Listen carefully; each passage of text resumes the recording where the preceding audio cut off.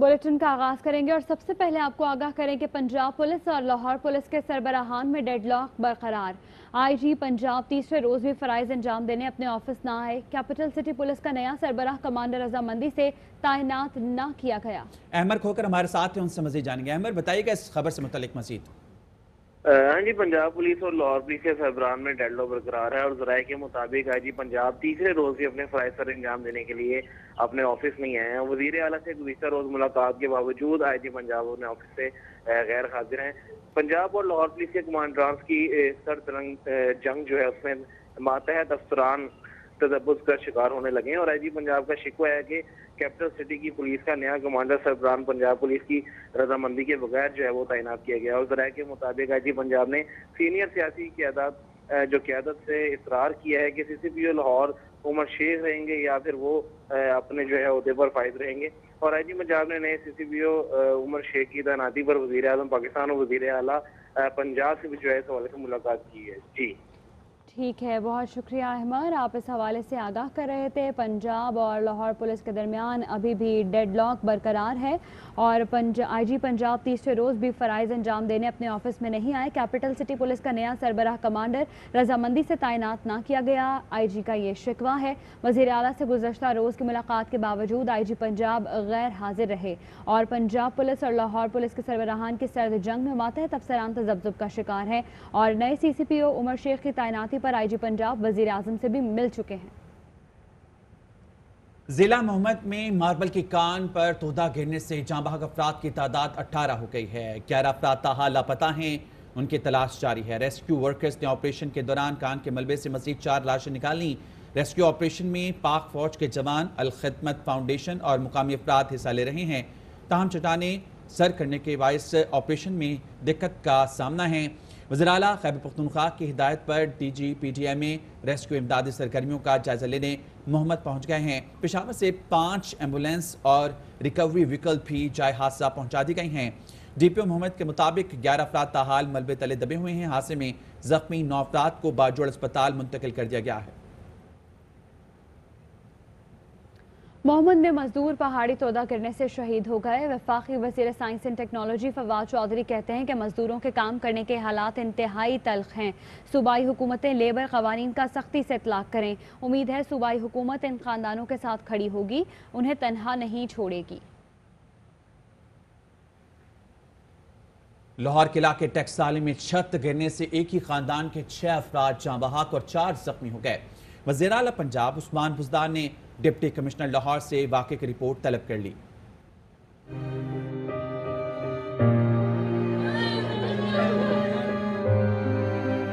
टकसाली के रिहायशी जावेद और इश्तियाक दोनों भाई अपनी फैमिलीज के हमरा घर में सो रहे थे कि रात के 3 बजे के करीब अचानक छत गिर गई। मरहूम जावेद के बेटे फैसल ने बताया कि उसके माँ बाप, चचा के 3 बेटे और मेहमान मलबे तले दब गए।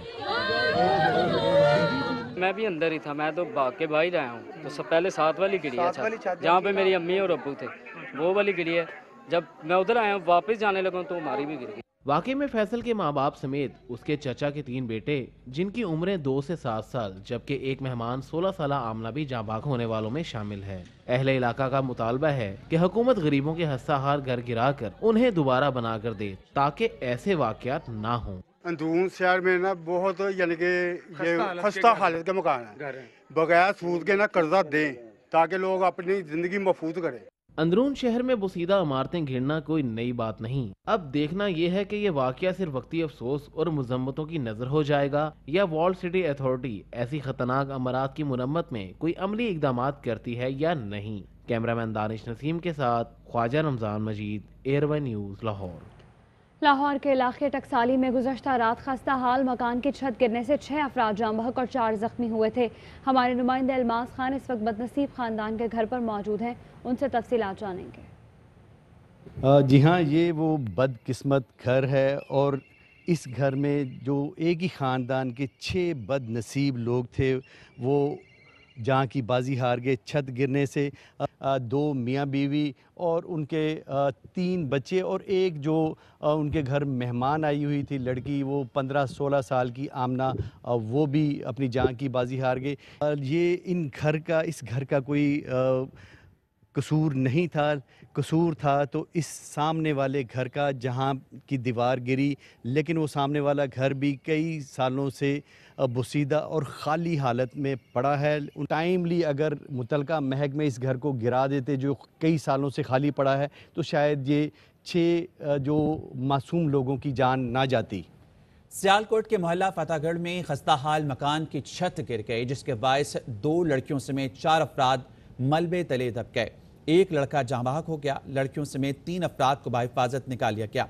सियालकोट के मोहल्ला फतेहगढ़ में मुगल आजम मैरिज हॉल के करीब खस्ताहाल मकान की छत गिरने से एक ही खानदान के 4 अफराद मलबे तले दब गए, जिसमें 20 साला हामिद जाँ बहक हो गया।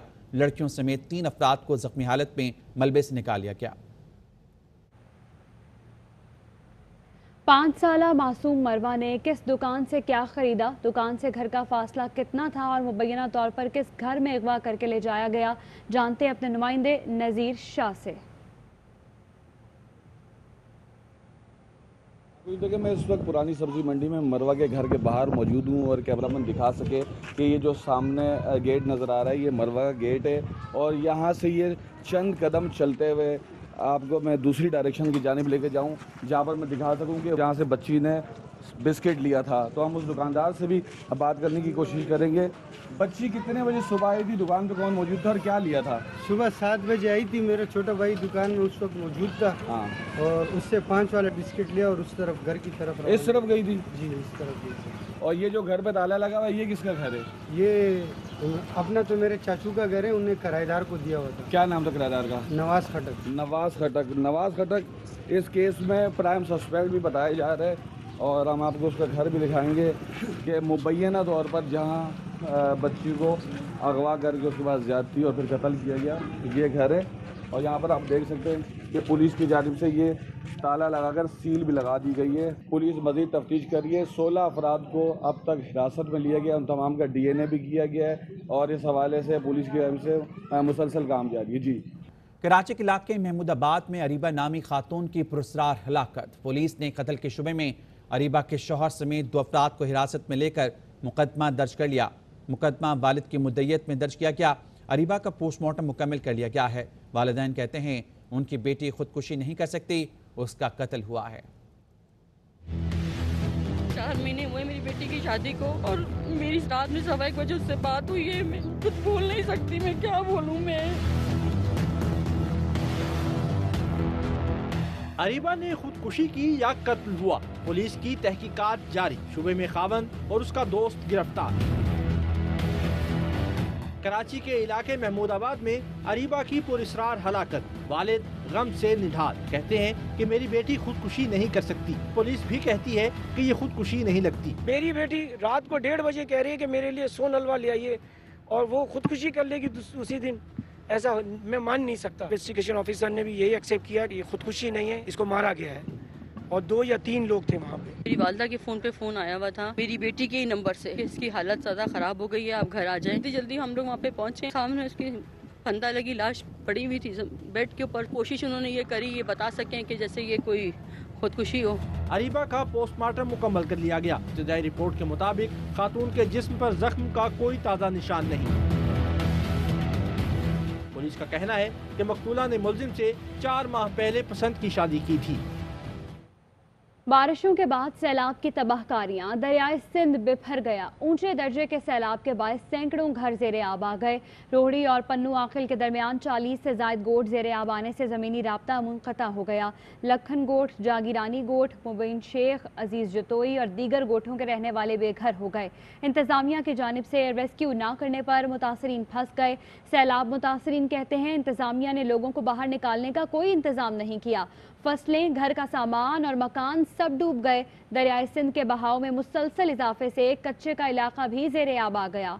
महकमा अनहार के मुताबिक आइंदा 24 घंटे में गुड्डू बैराज पर ऊंचे दर्जे के सैलाब का इम्कान है।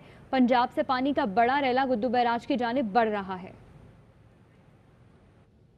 दादू में दरियाए सिंध में मोरों के मुकाम पर सैलाबी रेला गुजरने से कच्चे के इलाके ज़ेरे आब आ गए हैं, जिससे सैकड़ों एकड़ अराजी पर तैयार फसलें और 25 देहात डूब गए हैं। क्या सूरत हाल है, मज़ीद बता रहे हैं हमारे नुमाइंदे वली मोहम्मद बलूच। दरियाए सिंध में पानी की सतह में इजाफा हो रहा है। यहाँ पर तकरीबन 2.5 लाख का रेला जो है दादू मोरो पुल से गुजर रहा है, जिसके नतीजे में यहाँ पर सैकड़ों एराजी पर खड़ी फसल जो है वो भी ज़ेर आब आ गई है। और यहाँ पर जो है 25 से ज़ायद तकरीबन देहात हैं, जिसमें गुल मोहम्मद कोरेजो, छुट्टो मस्तोई, नबन जतोई समेत जो है दीगर देहात जो है वो भी ज़ेर आब आ गए हैं। इलाका मकीनों की शिकायत पर दादू के पीपल्स पार्टी के MP हैं पीर मुजीबुल हक, उन्होंने डिप्टी कमिश्नर दादू के हमरा यहाँ पर सैलाब ज़दा इलाकों का मुआयना भी किया और उनको हिदायत की कि यहाँ पर लोगों को रेस्क्यू करने के लिए पहले से महफूज मकामात पर मुंतकल करने के इंतज़ाम किए जाएं ताकि लोग किसी भी नागहानी नतायज से महफूज रह सकें। दरियाई सिंध में गुड्डू बैराज पर ऊंचे दर्जे का सैलाब है। 5.5 लाख क्यूसेक का रेला गुजर रहा है। सक्खर बैराज पर दरमियाने दर्जे का सैलाब है। कच्चे के इलाके मुकम्मल तौर पर ज़ेरे आब आ गए हैं। ताज़ा सूरत हाल जानेंगे सक्खर बैराज पर हमारे नुमाइंदे अली मोहम्मद शर से। जी बिल्कुल, इस वक्त मैं मौजूद हूँ सक्खर बैराज के मकाम पर। आज बात की जाए दरिया सिंध की, तो दरिया सिंध में मुसलसल पानी के बहाव में इजाफा हो रहा है। दरिया सिंध का पहला जो सिंध का बैराज है गुड्डू बैराज, वहाँ पर ऊंचे दर्जे का सैलाब है। गुड्डू बैराज से इस वक्त 5.5 लाख क्यूसेक से ज़ायद पानी गुजर रहा है, जबकि सक्खर बैराज पर दरमियाने दर्जे का सैलाब है। कोटड़ी बैराज पर भी पानी के बहाव में मुसलसल इजाफा हो रहा है, मगर इंतजामिया की जानिब से कोई भी इंतजाम नहीं किया गया है कि लोगों को बाहर निकाला जाए। इस वक्त जो गुड्डू से लेकर कोटरी तक जो है, कोटरी से लेकर समुद्र तक जो कच्चे के इलाके हैं वो मुकम्मल तौर पर ज़ेरे आब हैं। जी, कराची में हालिया बारिशों के बाद उर्दू बाजार में सीवरेज का पानी ताहाल मौजूद है। अतराफ में मौजूद अस्पताल में आने वाले मरीजों को भी मुश्किलात का सामना है। कराची के उर्दू बाजार में जो जाए गटर में गिर जाए। शहर के मारूफ उर्दू बाजार में सीवरेज का पानी खड़ा होने के बायस शदीद ताफुन उठ रहा है। दुकानदारों का कहना है कि गंदगी के बायस दुकान में आना ही मुश्किल हो गया है। हमारे कारोबारी में जो काम है बहुत मुतासिर हो रहे हैं। हमारी किताबें इतनी गीली हो चुकी हैं कि हमें बहुत परेशानी हुई है। चले मर्द तो किसी तरकीब से गुजर जाएंगे, औरतें बेचारी क्या करेंगी, बच्चे किस तरह जाएंगे, फिर वो कह देंगे जी कोरोना बीमारी है, ये है। अहम तिजारती मरकज के अतराफ में मौजूद मैटरनिटी होम भी गंदे पानी से मुतासिर हो रहा। इलाका मकीन का कहना है इस सूरत हाल में नमाज के लिए निकलना भी मुश्किल हो गया है। मकीनों के लिए भी बहुत परेशान प्रॉब्लम है, हमें आना जाना बड़ा मुश्किल है, यहाँ से गुजर नहीं सकते। हम लोग खुद नहीं जा सकते, ना नमाज पढ़ने जा सकते हैं, ना और कहीं जा सकते हैं। उर्दू बाजार की कोई एक गली नहीं जहाँ सीवरेज का पानी मौजूद ना हो। दुकानदार कहते हैं इंतजामिया फौरी तौर पर इस सूरत हाल को बेहतर करने के लिए अमली इकदाम करे। सीवरेज के बदतरीन निजाम ने शहरियों को अजियत में मुब्तला कर दिया है। कई रोज गुजरने के बावजूद आज भी उर्दू बाजार की गलियों में सीवरेज का गंदा पानी मौजूद है। कैमरामैन याकूब बल्ती के साथ हिना दीदार, ARY न्यूज, कराची। कराची में बारिशों के बाद सीवरेज सिस्टम फेल हो गया है। गटर उबलने से मुतादिद इलाकों में गंदा पानी जमा है। लाइट हाउस और अतराफ की गलियों से सीवरेज के पानी की निकासी ताहाल ना हो सकी। तफसील जानेंगे अनवर खान से। जी, कराची में होने वाली मानसून बारिशों के कमोबेश 15 दिन गुजरने के बावजूद शहर के मुख्तलिफ इलाकों के अंदर निकासी आपके महलों को मुकम्मल नहीं किया जा सका। इस वक्त हम मौजूद हैं लाइट हाउस के पास। ये लिंक रोड है जो कि अहमद जिन्ना रोड को मिलाता है। यहाँ अब भी सीवरेज का गंदा पानी मौजूद है। मैं जहाँ खड़ा हूँ उसके बिल्कुल अक़ब के अंदर KMC का मरकजी दफ्तर है अहमद जिन्ना रोड के ऊपर। यहाँ से गुजरने वाले जो लोग हैं मोटरसाइकिल सवार बिलखुसूस, इनको मुश्किलात का सामना है और इस गंदगी और ताफुन की वजह से दुकानें जो हैं वो अक्सर यहाँ पे बंद रहती हैं और इंतहाई ताख़ीर से खोली जाती हैं। ये जो लाइट हाउस का मुकाम है जो कि लिंक करता है अहमद जिन्ना रोड को, यहाँ पर सीवरेज का पानी बदस्तूर मौजूद है। जी, कराची में सिंध हुकूमत की जानिब से नालों पर तजावुज़ात के खिलाफ ऑपरेशन सुस्त रवी का शिकार है। इस वक्त हमारे नुमाइंदे अफजल परवेज़ वहाँ मौजूद हैं, इस बारे में मज़ीद बता रहे हैं। जी बिल्कुल, नालों पर तजावुज़ात को हटाने के हवाले से गुज़िश्ता 7 रोज़ से जारी मार्किंग और सर्वे मुहिम का जो सिलसिला जारी था वो इस वक्त ज़ेर इल्तवा का शिकार है। मैं इस वक्त रिपोर्ट कर रहा हूँ गुलबर्ग टाउन का इलाका है कैफ़े प्याला, जहाँ मेरे पस मंज़र में आप देख सकते हैं कि मार्किंग तो मुकम्मल कर ली गई है इस मुकाम पर, ताहम अभी तक सर्वे करने वाली टीमें जो हैं बाकायदा तौर पर यहाँ नहीं पहुँची हैं। हिकमत अमली बनाई थी कि बाकायदा तौर पर नालों पर कायम तजावुज़ात को हटाने के हवाले से मार्किंग और सर्वे किया जाएगा। उसको मुकम्मल करने के बाद बाकायदा तौर पर पुख्ता तामीरात के खिलाफ कार्रवाई की जाएगी। आज दूसरा रोज़ है, जो टीमें हैं उनकी जानिब से बाकायदा तौर पर काम का आगाज़ शुरू नहीं किया गया है। जी, हुकूमत नाकाबिले बर्दाश्त हो चुकी है। कौम की नजरें APC के नताइज पर हैं। इमरान खान का कराची वालों को सब्ज बाग दिखाने का चूरन नहीं बिकेगा। Saad Rafique Paragon housing case में पेशी के मौके पर हुकूमत पर बरस पड़े। कहते हैं कराची के लिए 1100 अरब रुपए के पैकेज का ऐलान कर दिया गया, हालांकि मुल्क का सालाना तरक्याती प्रोग्राम ही 700 अरब का है। कराची सर्कुलर रेलवे CPEC का मंसूबा है, इसका वफाकी बजट से कोई लेना देना नहीं। हुकूमत बिल्कुल नहीं चाहती कि नवाज शरीफ वापस आएं। इस बारे में झूठ बोला जा रहा है। नवाज शरीफ सेहत पर तवज्जो दें, जिंदगी होगी तो सियासत करेंगे।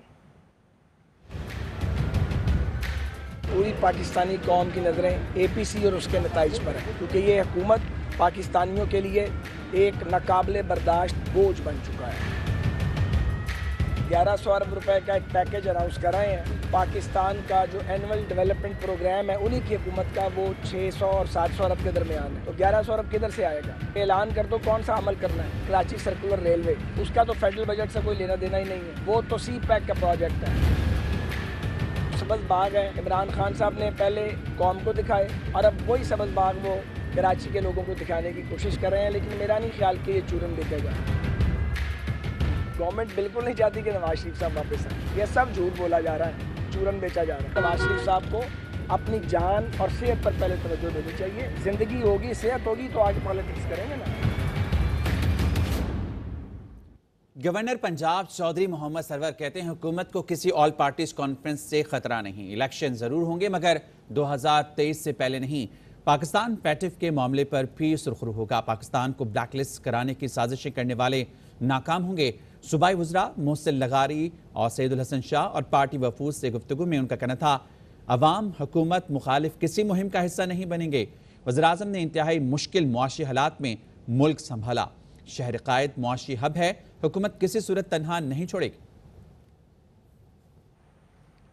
इस्लामाबाद हाई कोर्ट ने पायलट लाइसेंस मनसूखी केस में अटॉर्नी जनरल को आइंदा समाअत पर तलब कर लिया। चीफ जस्टिस अतर मिनुल्लाह ने कहा कि ये हुकूमत कैसे चल रही है, इससे ज़्यादा अहम मसला कोई और नहीं हो सकता। रियासत ऐसे नहीं चलती। कौमी एयरलाइन का तशख़्ख़ुस मुतासर हुआ है, क्या हसास मामले को ऐसे डील करते हैं। हुक्मनामे में कहा गया सिविल एविएशन अथॉरिटी ने अदालत को मुतमईन नहीं किया। Director general civil aviation authority का ओहदा अहम है। सबसे अहम ओहदे का इजाफी चार्ज सेक्रेटरी CAA को दिया गया। वफाकी हुकूमत हाईकोर्ट में तहरीरी वजाहत जमा कराए। अटॉर्नी जनरल वफाक का मौक़िफ़ लेकर आइंदा रिपोर्ट पेश करें। अदालत ने केस समाअत 23 सितंबर तक मुलतवी कर दी। वक्त हुआ एक ब्रेक का, हमारे साथ रहिए।